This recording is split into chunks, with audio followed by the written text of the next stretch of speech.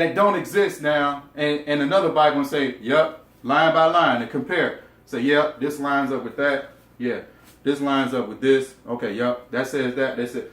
You don't have that comparison. You don't have nothing to compare it to. All you have is this Greek, Septuagint, which is also in fragments. It's fragmented. All right, so the Deuterocanonical scriptures, they consist of other books called Tobit, Judith, Esther. It's called another Bible called Wisdom, the Ben Sirah. We ain't gonna get into a lot of this stuff. Maccabees 1 and 2. Maccabees is sort of like historical stuff. And we'll talk about that in the New Testament when we get into that. Okay, next slide. All right, so for a summary, right? The Septuagint allegedly was constructed in 250 BCE and supposed translation by the Jews of the Old Testament from Hebrew Bible to the Greek. The Jews would never have agreed to such a project. And the evidence is here. In the letter of Orestes, it contains no evidence and is historically false. And the origins of Hexapla, which is in 200 AD, claim to be copied from the Septuagint, but there is no evidence of this. There's no evidence anywhere. Only one document has ever been recovered of a Hebrew to Greek Old Testament translation before the church was ever established in Antioch. And that is of the Deuteronomy chapter 23 through 28. That's it. Nothing else has ever been found. Nothing. So that means what is Genesis? There's no Genesis. There's no Exodus. There's no Leviticus. There's no Numbers. But they got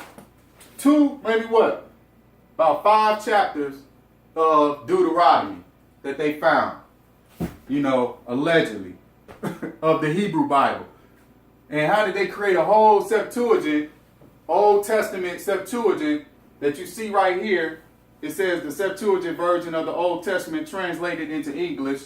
This is a source reference for you. How did they create this if they didn't have a Hebrew source in which to write it? Huh? So I don't know who wrote all of this stuff, this Genesis through all of this, who wrote this stuff. They don't even know who the authors were. E, P, J, D. They don't even know who the name of the title of these authors are. But then they'll lie to you in church and say, Moses wrote the first 5 books of the Bible. He wrote the Torah. He did it. They'll lie to you. But if you do history and you do research, you'll discover the truth. You'll know. All right, keep going. All right, from a biblical perspective, I know this is very hard to read. So according to Exodus 28, 1 through 3, it says, "And take thou unto thee Aaron, thy brother, and his sons with him, from among the children of Israel, that he may minister unto me in the priest's office, even Aaron, Nadab, and Abihu, Eleazar, and Ithamar, Aaron's sons, and thou shalt make holy garments for Aaron thy brother, for glory and for beauty. And thou shalt speak unto all that are wise-hearted, whom I have filled with the spirit of wisdom, that they may make Aaron's garments to consecrate him, that he may minister unto me in the priest's office." So that's telling you that the only person who was responsible for the priestly duties and handling of priestly duties, the Word of God and all of this stuff like that, the Ark of the Covenant and all of the rituals that they had to do, cutting the goat's blood and all of that stuff, for the sacrifices of sin, all of those rituals and sacrifices that they had to do with Aaron and the tribe of Levi were the only ones, according to the Bible, that was supposed to do that.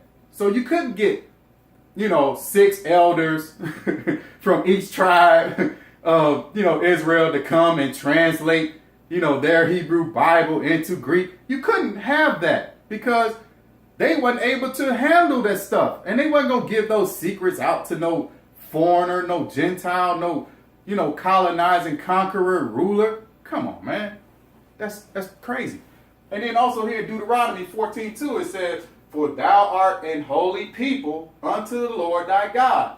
And the Lord hath chosen thee to be a particular people unto himself, above all the nations that are upon the earth.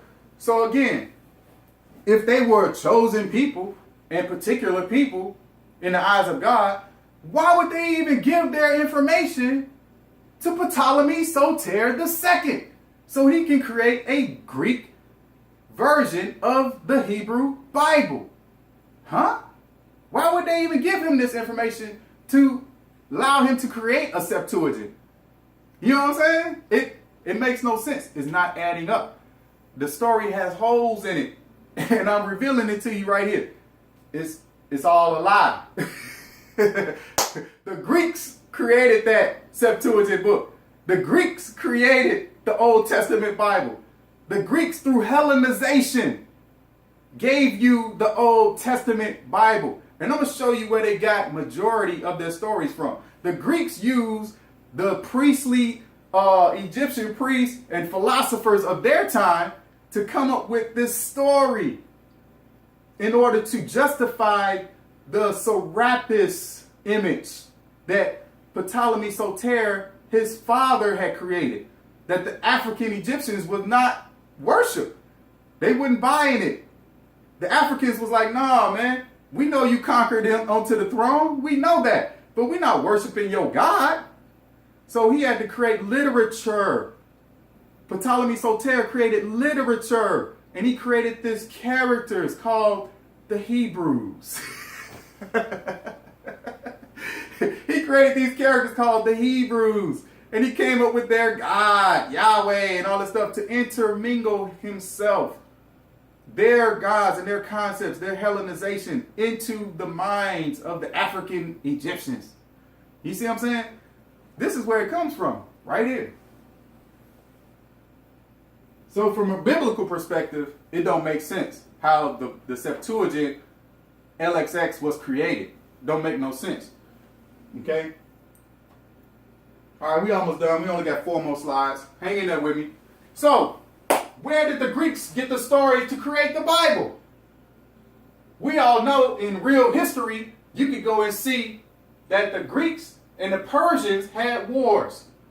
So the Greco-Persian Wars was a series of conflicts between the Achaemenid Empire of Persia and the Greek city-states that started in 499 BC. And it lasted till 449 BCE. The collisions between the fractions political world of the Greeks and the enormous empire of the Persians began when Cyrus the Great of Persia conquered the Greek inhabited regions of Ionia in 547 BCE. And how do we know this? You know, you can read history books, and it's in the history books. Okay? So that's real, true history. Not no fake biblical, mythological stories that were created by the Greeks. All right? But here's where they got a lot of their stories from in order to create the Bible and a lot of those stories that they have in there. And I'll show you in a minute how. So, let me get some water. Hold on a second.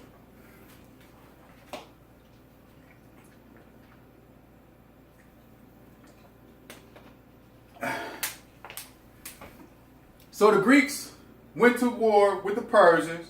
The Persians were from modern day Iran, okay? And they had their own concepts of God. The Persians did. They had their own ideas of who God was, and their own mythological stories, and all this, that, and the third, right? So, to the victor goes the spoil. The one who wins the battle gets to write the story. The ones who wins the war gets to dictate the story. It happens all the time because the one who lost is dead and gone. Okay? So the one who won, they can steal and do whatever they want to with the knowledge that they get from the people they conquer. So you see here, the Royal Library of Ishurbanipal, named after Ishurbanipal, the last great king of the Neo-Assyrian Empire, is a collection of over 30,000 cuneiform clay tablets and fragments containing texts of all kinds from the 7th century BCE. Among its holdings was the famous Epic of Gilgamesh. Very important. And we'll talk about that in a minute. Ishurbanipal, I'm going to get this right. These names be mixing me up. Ishurbanipal Library was buried by invaders centuries before the Library of Alexandria. This is the same library that Ptolemy II Soter wanted those Jews to come down and create him a Jewish Bible, a Greek Bible from the Hebrew. Now, that was erected and also gives modern historians information regarding people of the ancient Near East. The materials were found in the archaeological site of Kuyenyatkajik, the ancient Nineveh, capital of Assyria, in northern Mesopotamia, which is in Iraq. The site is modern-day North Iraq, okay, near the city of Mosul. Now, here's where it gets interesting.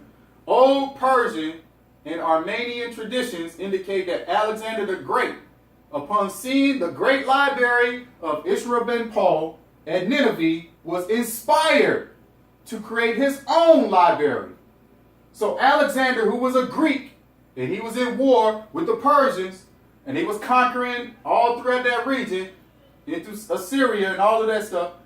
Alexander, he died before he was able to create his library, but his friend and his successor in Egypt, Ptolemy, there he is right there, Ptolemy oversaw the beginnings of Alexander's library, a project that was to grow to become the renowned Library of Alexandria in Egypt.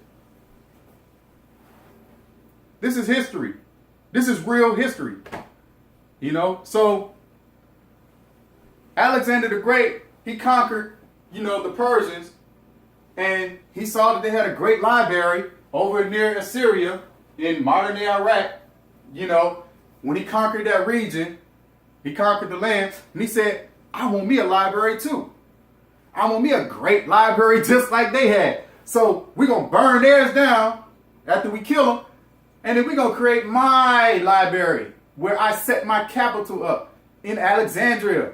So we're going to create this thing, and it's going to be great, right? Sound like, never mind, I ain't going to mention his name. But anyway, y'all know what I'm talking about. Anyway, so he said it's going to be great, and this is what I want to do. But he died before it could happen. So his homeboy, Ptolemy Soter, said, man, in honor of my homie, I'm going to do this. I ain't going to pull a little liquor out from my homie. I'm going to make him a library. You know what I'm saying? In his honor. So this is what they did. So when Ptolemy the First Soter came in, he had said, okay, I'm going to make this library in honor of my fallen friend, Alexander the Great. And he died, passed on. So I'm going to make him, something in his honor, a library. But before he could do all that, he died. Okay, so his son, Ptolemy II Philadelphus, Ptolemy Soter II Philadelphus, created this library in Alexandria. So he had to come up with some great stories and some great books to go into this library. And he created that Old Testament Bible in Greek. That's why it's all written in Greek. You know what I'm saying? That's why you can find the Greek right now. You can go get the Greek translation of the Codex Sinaiticus. You can get the Greek translation, all of these Septuagint, the Dead Sea Scrolls written in Greek and some in Hebrew and some in Aramaic. Greek. It's all Greek. Old Testament. All right, on to the next. So let's see. All right, so we had talked about the Epic of Gilgamesh. This is from Samaria. Samaria is in Mesopotamia, okay? It's in Iraq, near the Tigris and Euphrates River, okay? So in this area, the Sumerians were in that area, in that region, and they had stories that had spread throughout that region. They had stories of epics, which are poems, and they had stories of mythological gods, and they had stories of creation and how the world created and how it began. The Sumerians had all of this information, and it was well known in that region by those people of that region. So that meant Assyria, that meant some of Persia, that the Greeks came in and conquered. So the Greeks would take this information and they would use it to create their Old Testament Bible. Because a lot of the stories are from the epics of Gilgamesh. They parallel what you see in this Old Testament Bible. So these stories from the epic of Gilgamesh were on clay tablets. Clay tablets which are found today in the year 2018. You can actually see them. See, the good thing about architecture and writings in stone is people can't go back and erase. You see what I'm saying? They can't go back and erase things out. Once it's etched in stone, that's solid. You know what I'm saying? That's solid. Ain't nobody gonna be able to take from that. You can't just come back and write over it and say, well, it meant to say this, or it's supposed to say that. Nah, it's set in stone. This stuff right here, this can be revised. It's been revised and recopied and rewrote and all of this, yada, yada, yada, plenty of times. Okay? So this is a fake right here. This crap is fake. But preachers preach from this book every Sunday in church, and you giving your tithes every Sunday. They make you feel guilty. Go to Malachi 3 with a man robbed God. But anyway, I digress. So back to the Epic of Gilgamesh, right? So around the year 2100 BCE, the Sumerians had settled in that area, in that region, around 3000 BCE. They're one of the oldest civilizations, right next to Kemet, to Egypt. And we're going to find out who the Sumerian people were in the next slide. But I want to talk about the Epic of Gilgamesh. So, the relationship to the Bible is Pan-Babylonianism. Various themes, plots, elements, and characters in the Epic of Gilgamesh have counterparts in the Hebrew Bible. You see that? Notably, the accounts of the Garden of Eden, the advice from the Ecclesiastes, man, these words, I'm going to get Ecclesiastes, and the Genesis flood narrative. So, they have parallels, to the alleged Hebrew Bible, alleged, right? So, the Garden of Eden, the parallels between the story of Enkidu and Shamahat and Adam and Eve have been long recognized by scholars. So everybody knew this. This is not new information. It may be new to me and you, but this is not new information. People know about this stuff. You know what I'm saying? Why do you think? Anyway, people know about this information. So, in the stories of the Garden of Eden, they parallel the story of Enkidu and Shamahat, okay, from the Epic of Gilgamesh. So the Epic of Gilgamesh came out around 2100 BCE. That's on the map. It's way over here. They put it in clay tablets way long before the Bible or the Septuagint was ever even thought about. Before even a Hebrew Bible was ever even considered or thought about. They had already wrote the Epic of Gilgamesh, and that story was all throughout Assyria, Persia, which is modern day Iraq and Iran. And that area is where the Greeks had went in and conquered. So they went in and they stole the Greek story. And they knew, you know what I'm saying, the Epic of Gilgamesh, they knew about that. The Greeks stole it, and they used that story to create the Garden of Eden story in Genesis, the one that they said, all of this stuff. So in both, a man is created from the soil by God and lives in a natural setting among the animals. He is introduced to a woman who tempts him. In both stories, the man accepts food from the woman, covers his nakedness, and must leave his former realm, unable to return. The presence of a snake that steals a plant of immortality from the hero later in the epic is another point of similarity. What does that sound like? That's the Genesis story right there. That's the Garden of Eden story right there. from the Epic of Gilgamesh, which was created in 2100 BCE. They wrote it in clay tablets. The Sumerians, they put it in clay tablets. They put this story, this mythological story, in clay tablets for their people. This is what they thought about creation and God. And the Greeks stole that story and they put it in the Septuagint, gave it to you, and said that it was God's word. And you bought it. All right, so here we go. So the Epic of Gilgamesh is an epic poem from ancient Mesopotamia that is often regarded as the earliest surviving great works of literature. Okay? They also had Noah's Ark, the flood.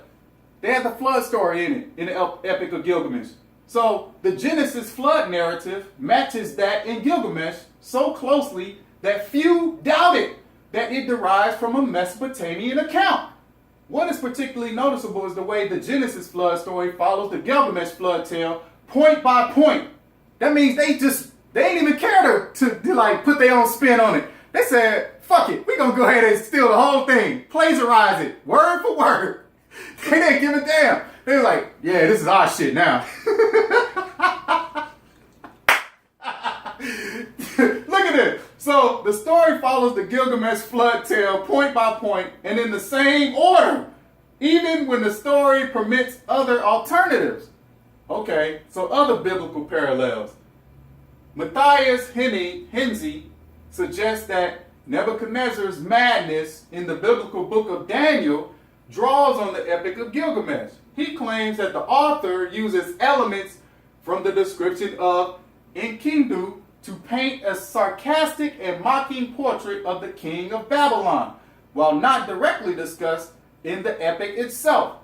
Many of the characters in the epic also have myths associated with them with close biblical parallels, notably Ninti, the Sumerian goddess of life, was created from Enki, ribs. So Ninti, the Sumerian goddess of life, was created from Enki's rib to heal him after he had eaten forbidden flowers. Some scholars suggest that this served as the basis for the story of Eve, created from Adam's rib in the book of Genesis. Come on, people. And y'all, everybody get emotional. Everybody get all upset. You know, I got a relationship. It's about my personal relationship with God and all of this, that, and the third. You know, it's my No, these stories were already on the planet. Sumerian people had already wrote about this stuff. You know what I'm saying? So it's a myth. It's not real. Didn't happen. This is their story of what creation was and how it started. Their interpretation of what they thought creation was about. The characters are different names. Adam and Eve, Greek names. Here they have Niniti and Enki, Sumerian names. So I'm like, come on, man. Y'all can't put this stuff together. Look, go read the Epic of Gilgamesh. It's right there. Epic of Gilgamesh. All right? Find out what date it was created and does it predate the Bible? Yes, it predates the Bible. You know why? The proof is in the archaeology. They found the clay tablets.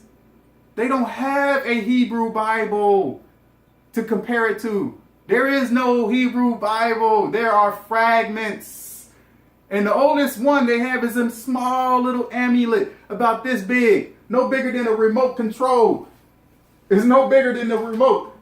Okay? An amulet, no bigger than a remote control. About 1 inch and 4 inches long. With the book of Numbers, one verse on the book of Numbers on it. And that they trying to say that validates that there is a Hebrew Bible or there was a Hebrew Bible. No, it does not. That does not validate that there was a Hebrew Bible. All of this information in this Bible, this Old Testament, all of this detailed information, how did they get all of this stuff? It came from the Greeks who stole it from the Sumerians. Come on, people. All right, here we go. Keep it moving. So who were the Sumerians? the Sumerians, many scholars have concluded that the founders of the first Mesopotamian civilization were black Sumerians.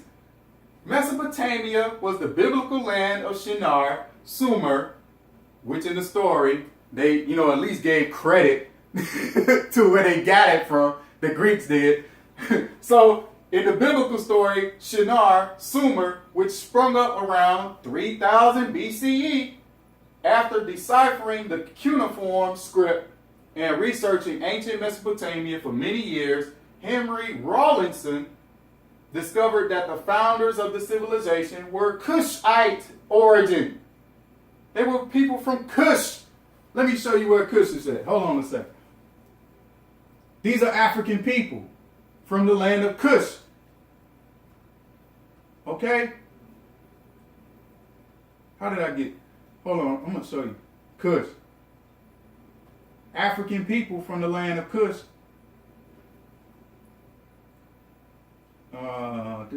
Here we go. Can I blow that up? I don't even know if you can see that. Let me zoom in. All right. You see that? They said that the Sumerians, which is over here, and I'm going to show you the map, which is Iraq and Iran this way, they came from here. They migrated from Cush, which is modern day Sudan in Africa today, right underneath Egypt. If you look on the map, Cush is modern day Sudan. So some of these people migrated north and they settled in the land of Mesopotamia near the Euphrates and the Tigris River in 3000 BCE. Okay? So these are Africans. So these stories that they got, the Greeks stole from the Sumerians, were really African stories. Okay? They were really African stories. So let's go back to the slide. We almost finished. We almost finished. Hold on. Stay with me, family. We almost finished. Stay with me. All right, we back. So you see here, Sumer, Acadia, Babylon. So these were African people.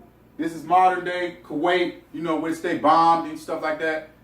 They went in Iraq and all that stuff, and they bombed that area, United States and all that stuff, or, killed Saddam Hussein, all that junk like that, yada yada. But they came from Cush, which is down underneath Egypt, okay, modern day Sudan. So these are the Sumerians. Look at their hair. Look at their hair, woolly. These are waves. My man got waves in his hair. You know what I'm saying? He got waves going down his hair. Wavy beards and stuff like that. Wide noses. These are the brothers that are in the stone. They etched their people in stone. You know what I'm saying? So, the African people. The Greeks stole it from the Africans. On to the next. Oh, you know what it says right here? Oh. All right, here we go. He made it clear, this guy Rawlinson, he made it clear that the Semitic speakers of Akkad and the non-Semitic speakers of Sumer were both black people who called themselves Sagiga, or blackheads. It says it right there. They called themselves Sagiga. You know what I'm saying? Like sag nigga. So no, anyway. No, that's just a little play on words. Anyway, Sagiga, blackheads. Alright? So on to the next.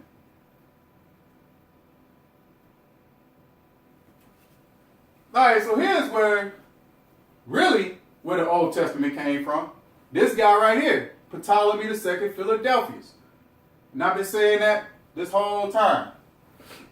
So the date of the 3rd century BCE is supported for the Torah translation by a number of factors, including the Greek being representative of early Coney citations beginning as early as the 2nd century BCE and early manuscripts datable to the 2nd century.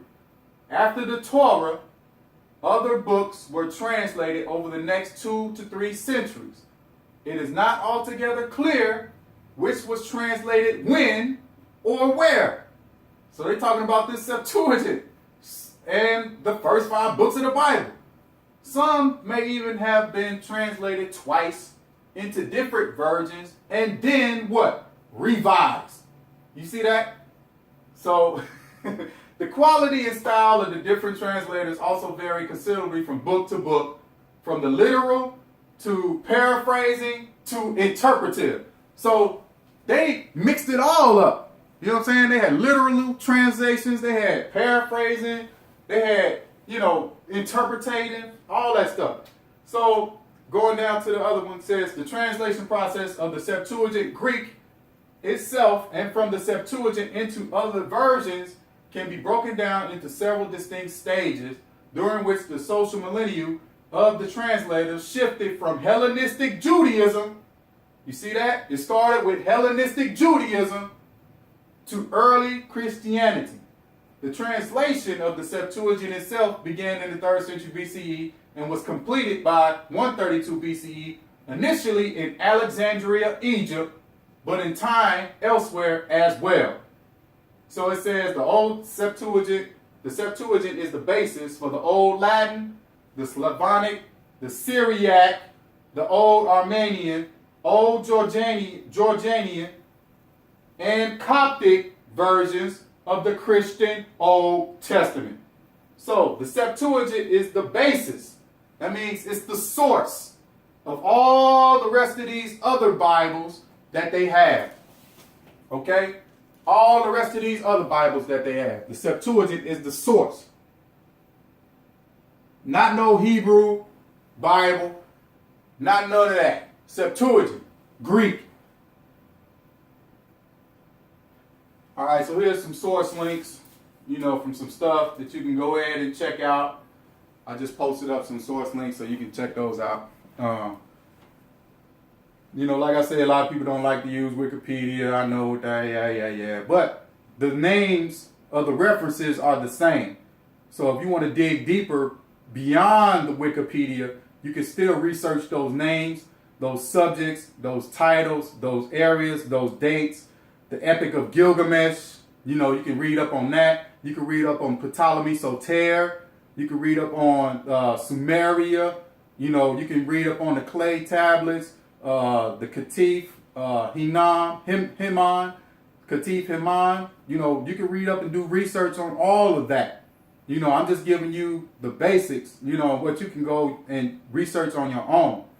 All right? Because the truth is out there. This right here is a lie.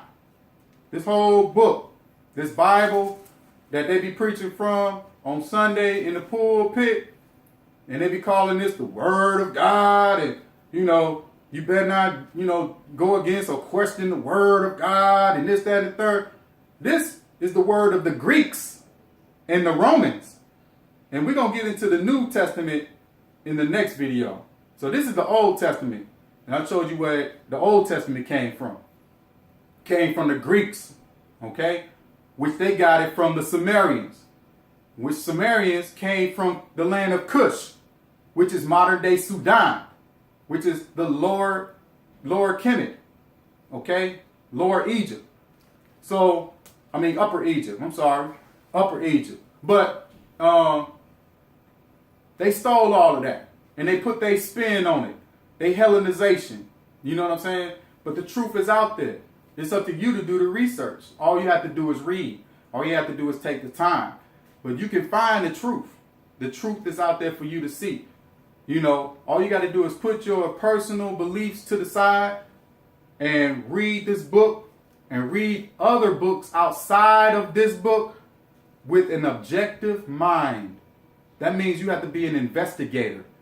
That means you have to go out and try to seek and try to find information that will tie this book together. And it'll fill in a lot of the blanks, a lot of the questions that you may have from reading this book that don't make any sense.